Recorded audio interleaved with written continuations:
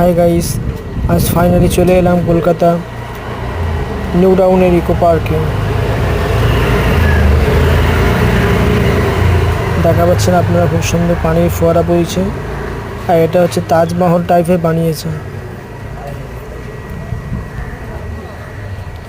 খুবই আমাদের ঘুরতে খুবই ভালো লাগলো। আপনারাও এনজয় নেই।